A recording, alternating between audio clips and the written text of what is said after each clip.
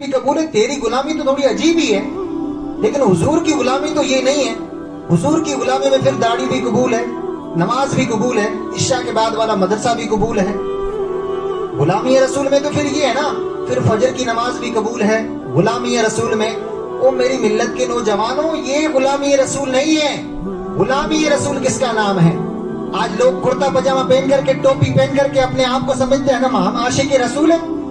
इनको आशिक रसूल नहीं कहते हैं। तुम्हारे कपड़े बदलने से अल्लाह राजी नहीं होगा, तुम्हारी टोपियां लगाने से अल्लाह का रसूल राजी नहीं होगा। तुम्हारे काले करतूत बदलो, अल्लाह राजी हो जाएगा। तुम्हारे जो करतूत है ना, इनको बदलो।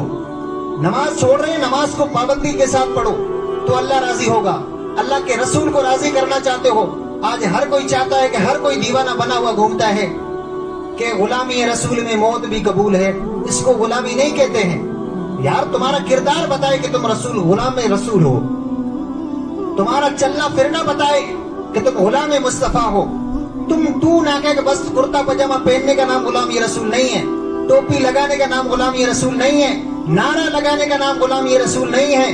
गुलामी रसूल तो गुलामी वो थी जब हजरत उमर बादशाह हैं, जब अपना नंबर आया ना, जब नीचे उतर कर सवारी को लेकर के चलने का, तो गुलाम सवारी के ऊपर है और फिर गुलाम सवारी के ऊपर है और आका लेकर के चल रहे हैं। गुलामी तो वो थी। ये हमारी कौन सी गुलामी नहीं आई है? फिर इसके अंदर कई क्या होंगे तो ये तो 12 रबीउल अव्वल को ही पता लगेगा कि उस दिन तो फिर वही वो गुलाम पूरा सच्चा पक्का बनकर ही निकलेगा। इससे अल्लाह के रसूल राजी नहीं होंगे, याद रखो। इससे अल्लाह के रसूल राजी नहीं होंगे। अल्लाह के रसूल को अगर राजी करना चाहते हो तो फिर दीन मतीन पर आ जाओ, दीन पर आ जाओ, नमाज की पाबंदियां करो। तो आज जिक्र करने वाला था मैं हजरत इब्राहिम अलैहिस्सलाम का। हजरत इब्राहिम अलैहिस्सलाम अल्लाह के नबी हैं, खलील हैं। खलील कहते हैं बड़े प्यारे और गहरे दोस्त को। खलील कहते हैं बड़े प्यारे और गहरे दोस्त को खलील कहते हैं। हजरत इब्राहिम अलैहिस्सलाम की उम्र 90 बरस की हो गई और आपके यहाँ औलाद पैदा ना हुई। क्या ना हुआ? औलाद पैदा नहीं हुई। तो उस वक्त हजरत इब्राहिम अलैहिस्सलाम ने दुआ की, रब्बे हबली मिनस सालिहीन, ऐ मेरे परवरदिगार आलम मुझे नेक बेटा अता फरमा। क्या दुआ फरमाई कि अल्लाह मुझे नेक बेटा अता फरमा। आपको पता है ये गुलामी रसूल वाली बातें, ये अब आपको समझ में आएगी कि ये नबियों के साथ कितने बड़े इम्तिहान हुए। हम तो बस कुर्ता पजामा पहनने का नाम, टोपी लगा करके इसको गुलामी रसूल नहीं कहते हैं। बड़े बड़े इम्तिहानों से गुजरना पड़ता है। आपने बड़े बड़े सुने होंगे कि हजरत इब्राहिम अलैहिस्सलाम कितने बड़े बड़े इम्तिहानों के साथ में गुजरे हैं। हजरत इब्राहिम अलैहिस्सलाम एक जलीलुल कदर पैगंबर है। उनको नारे नमरूद के अंदर फिंकवा करके अल्लाह ने आजमाया कि मेरे इश्क में सच्चा है कि नहीं। अपने बीवी बच्चों को जंगल के अंदर छुड़वा करके आजमाया कि मेरे इश्क में सच्चा है कि नहीं। अपनी औलाद की गर्दन पर छुरी रख करके आजमाया कि मेरे इश्क में इब्राहिम सच्चा है कि नहीं। नारे नमरूद के अंदर फिंकवा करके भी आजमाया। अपने बेटे की गर्दन पर छुरी रख करके भी आजमाया कि मेरा खलील सच्चा है कि नहीं। तो वही हजरत इब्राहिम अलैहिस्सलाम अल्लाह की बारगाह में दुआ करते हैं, रब्बे हबली मिनस सालिहीन, ऐ मेरे परवरदिगार आलम मुझे नेक बेटा अता फरमा। आज कई लोग होते हैं जब बेटी पैदा होती है तो फिर मुंह सुजा लेते हैं, फिर उनको कोई शीरनी का भी नहीं कहता कि यार मिठाई खिला दे। नहीं, बेटी पैदा हुई। आप जानते हैं बेटी किसके घर में पैदा होती? जिससे अल्लाह राजी होता है उसके घर में बेटी पैदा फरमाता। ये हुजूर सल्लल्लाहु अलैहि वसल्लम की एक हदीस है। प्यारे आका फरमाते हैं, किसी साहबी ने पूछा कि या रसूल अल्लाह, अल्लाह जब राजी होता है तो फिर फरमाए उसके घर में बेटी पैदा फरमाता है। कि अगर थोड़ा राजी होता है तो फिर बारिश अता फरमाता है, सबसे ज्यादा अगर अल्लाह राजी होता है तो फिर उसके घर के अंदर बेटी पैदा फरमाता है। बहुत बड़ी दौलत है बेटी। तो हजरत इब्राहिम अलैहिस्सलाम ने दुआ की, रब्बे हबली मिनस सालिहीन, ऐ मेरे परवरदिगार आलम मुझे नेक औलाद अता फरमा। हजरत इब्राहिम अलैहिस्सलाम गौर करने की बात यह है कि हजरत इब्राहिम अलैहिस्सलाम ने ये दुआ क्यों की कि या अल्लाह नेक औलाद अता फरमा। ये इसलिए कि दुनिया के अंदर अगर अपने माँ बाप जब अपनी नेक औलाद को देखते हैं तो उनका दिल खुश होता है। जब बुरी औलाद को देखते हैं तो उनकी आंखें रोती है और दिल जलता है। نیک اولاد دنیا کے اندر اپنے ماں باپ کا نام روشن کرتی ہے اور بری اولاد اپنے ماں باپ کے لیے بدنامی کا باعث بنتی ہے. اور اگر اولاد نیک ہو تو مرنے کے بعد بھی فائدہ حاصل ہوتا ہے. چنانچہ نبی کریم صلی اللہ علیہ وسلم فرماتے ہیں کہ جب بندہ مر جاتا ہے تو اس کے اعمال منقطع ہو جاتے ہیں، لیکن اگر وہ نیک بیٹا چھوڑ دے جو ان کے لیے دعائیں کرتا رہے تو پھر اعمال کا سلسلہ جاری رہتا ہے. اگر نیک اولاد دنیا کے اندر چھوڑ دی جائے تو پھر اس کا ثواب مرنے کے بعد بھی اپنے ماں باپ کو ملتا ہے، مرنے کے بعد بھی ملتا ہے. اولاد اگر نیک ہوگی تو نماز پڑھے گی، روزہ رکھے گی، حج بیت اللہ کرے گی، صدقہ خیرات کرے گی تو یقیناً اپنے ماں باپ کے لیے بخشش کی دعا کرے گی. جب اولاد ہوگی، نیک اولاد ہوگی تو صدقہ خیرات کرے گی، اپنے ماں باپ کے لیے بخشش کی دعا بھی کرے گی. اولاد ہوئی نماز پڑھنے والی نہ ہوئی، روزہ رکھنے والی نہ ہوئی، حج بیت اللہ کرنے والی نہ ہوئی تو پھر وہ اپنے ماں باپ کے لیے کیا دعا کرے گی؟ کوئی دعا نہیں کر سکتی. دنیا کے اندر اگر نیک اولاد ہو تو پھر اس سے اپنے ماں باپ کو کتنا فائدہ حاصل ہوتا ہے اس کا اندازہ آپ اس واقعے سے لگائیے. درود پاک پڑھیں تو پھر واقعہ عرض کریں.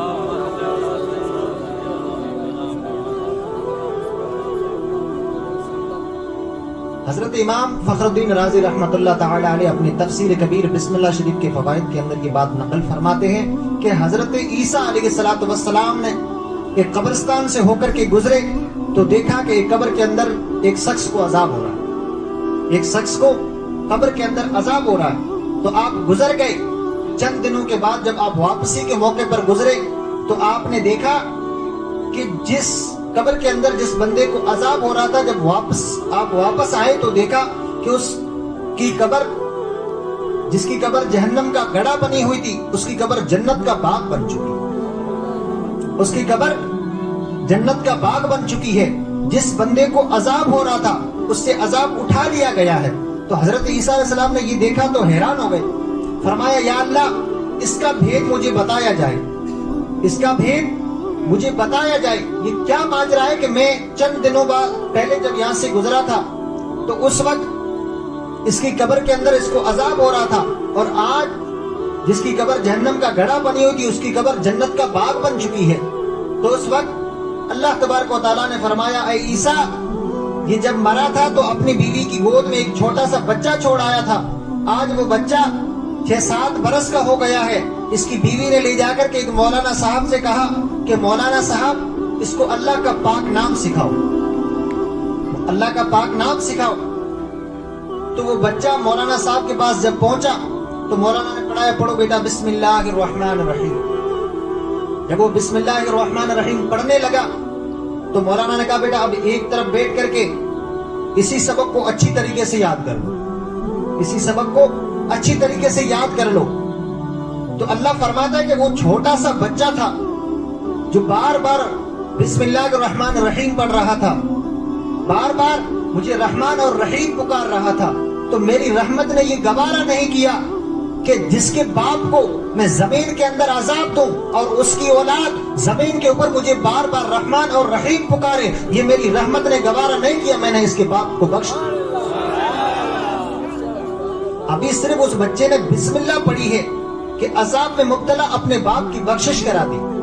جب وہ بچہ آگے پڑھے گا، جب قرآن شریف کی تلاوت کرے گا اور اس پر عمل کرنے کی بھی جب کوشش کرے گا، پھر یہ دعا کرے گا ربی جعلنی مقیم الصلاۃ ومن ذریتی ربنا وتقبل دعا.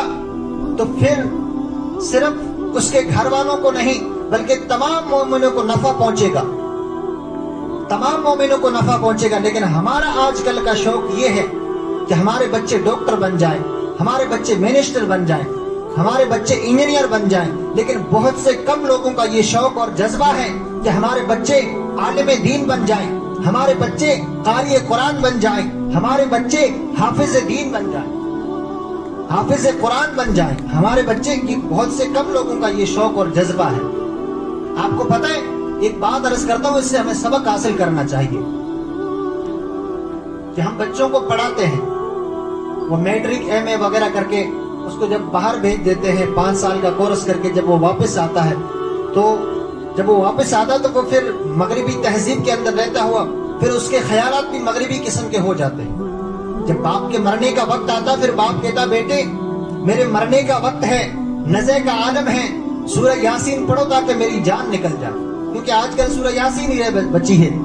وہ بھی آج کل تو ایسے بھی حالات ہیں کہ میں نے تو کئی ایسے حالات دیکھے, 10 بیٹے ہوتے ہیں, 5 بیٹے ہوتے ہیں.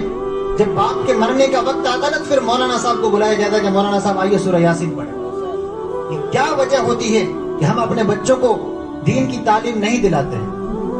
تو جب باپ کے مرنے کا وقت آتا ہے, باپ کہتا بیٹا میرے مرنے کا وقت ہے, نزع کا عالم ہے, مجھے تکلیف ہو رہی ہے, سورہ یاسین پڑھو تاکہ میری جان نکل جائے. اب وہ بیٹا جس کی تعلیم پر باپ نے ہزارہ روپے خرچ کیے ہو, خون پسینہ ایک کر کے اس بچے کو پڑھایا, جس کے اندر جائز ناجائز کو نہیں دیکھا, اپنے بچے کے اوپر پیسے خرچ کیے. اب وہ بچہ اس قابل نہیں کہ باپ کے سامنے سورہ یاسین پڑھ سکے. بیٹا کہتا ہے کہ بابا مجھے تو یہ بھی پتا نہیں کہ سورہ یاسین ہے کون سے بارے میں. یہ کس قدر افسوس کا مقام ہے اور یہ حالات جس سے ہم گزر رہے ہیں. بیٹا کہتا بابا مجھے تو یہ بھی پتا نہیں کہ سورہ یاسین ہے کون سے بارے میں. تو بتاؤ کہ جس کی تعلیم پر باپ نے ہزارہ روپے خرچ کیے ہو, وہ بچہ آج اس قابل نہیں کہ اپنے باپ کے سامنے سورہ یاسین پڑھ سکے. جب یہ بھی حالات گزر گئے, خیر پھر مولانا صاحب کو بلا لیا, سورہ یاسین پڑھ لی. اب اس گریجویٹ بچے کو یہ بھی پتا نہیں کہ آگے غسل کس طرح دینا ہے, یہ بھی دینے والوں نے ہی بتایا. اور اکثر بیشتر یہ ہوتا ہے کہ غسل کوئی اور ہی دیتا ہے, اس کے رشتہ دار وغیرہ نہیں دیتے, کیونکہ انہیں پتہ ہی نہیں ہے نا, وہ تو پڑھیں گے ہی نہیں نا. اوپر سے تو تمہیں کوئی آ کر کے سکھائے گا نہیں. یہ کوئی میرے جیسا کوئی درویش فقیر بندہ ملا ہے کہ یار تمہیں سیکھنے کے لیے دن رات میں کوشش کرتا ہوں کہ تمہیں سکھانے کے لیے, لیکن کوئی بندہ آنے کو تیار نہیں. خیر جو آنے والے ہیں وہ سر آنکھوں پر آتے ہیں الحمدللہ. 15 سے 20 بچے جو بالغان ہیں دن میں کام پر جاتے ہیں اور شام کو پڑھائی بھی کرتے ہیں. ایسے بھی بندے ہیں. لیکن مسئلہ یہ ہے کہ ہمیں اپنے ماں باپ نے پالا, ساری زندگی پیسے کما کر کے ہمارے لیے مکان بنایا, ہمارے لیے ہماری شادی کی, ہمارے خرچے اٹھائے.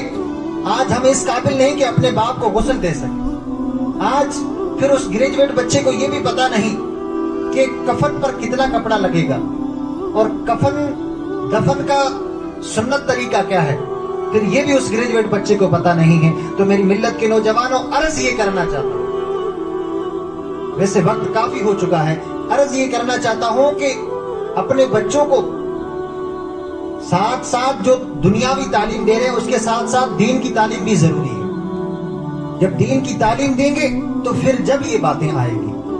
عرض یہ کر رہا تھا کہ حضرت ابراہیم علیہ السلام نے دعا کی, رب حب لی من الصالحین, اے میرے پروردگار عالم